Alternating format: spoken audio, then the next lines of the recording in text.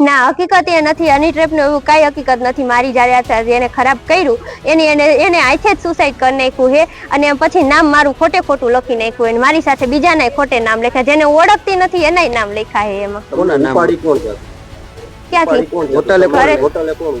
આ જયરાજસિંહના માણસો. તમને ખબર છે જયરાજસિંહના માણસો? હા, મારા પપ્પા સાથે મુલાકાત થઈ ગયેલી છે, મારા ગામમાં આવી ગયેલા છે. કોના વિશે નિવેદન દેવાનું કહેતા હતા? અનુરૂપસિંહ કરીને છે અને રાજદીપસિંહ કરી છે, એના વિરુદ્ધ મને નિવેદન દેવાનું કહેતા હતા. અને સંજયભાઈ છે અને દિનેશભાઈ છે જે એડવોકેટ હતા, એનું વિરુદ્ધ એવું નિવેદન દેવાનું કહેતા હતા. પોલીસમાંથી તમને કોણ પ્રેશર કરતું?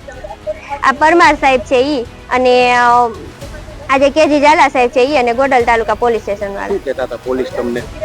એને નિવેદન હાથે તૈયાર કરીને રાખ્યું હતું, બસ મને એમ કીધું હતું કે આ નિવેદન તું દઈએ છે, એમ પછી કાંઈ પણ થશે તો કે હું તારી અરજી લઈ લેશી કે તને કોઈ હેરાન કરશે તો એમ. ઈ નિવેદનમાં શું લખેલું?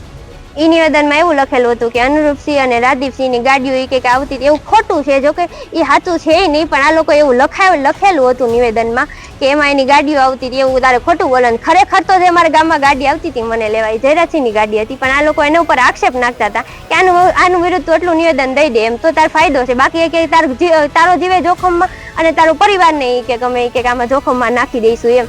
તો પછી એને 7 વ્યક્તિના નામ કીધા ને એની વિરુદ્ધ કે નામ દેવાના છે તારે, એને એમ કહેવાનું છે કે આ તારી હારે જે થયું એ ખોટું હતું, એ કે એવું તાર બોલવાનું છે કે એવું તું સ્વીકારી લઈશ ને. કે તો મેં ત્યારે કીધું હતું કે નહીં, જે છે એ હકીકત છે, એમાં તમે ખોટું મને હું કામ બોલાવું કે તું આરોપી છો એમાંથી તને કાઢી નાખશું એમ, તો એટલું બોલી દઈશ ને. તો તમે હવે તમારી શું માંગ છે? મારી બસ એ જ માંગ છે કે અમારા ઘરનાને નથી કોઈ શાંતિ દેતું, નથી મારા પરિવારને કોઈ શાંતિ લેવા દેતું, મારા પપ્પાને પણ આમાં જીવ જોખમમાં છે એવું છે, તો આ લોકો એટલો ત્રાસ આપે છે તો મારા પપ્પા આમાં કંઈક કરશે તો અમે કઈ જાય શું રસ્તો કાઢશું આમાંથી. તો મારી એ જ માંગ છે કે આમાં અમને રક્ષણ આપવામાં આવે.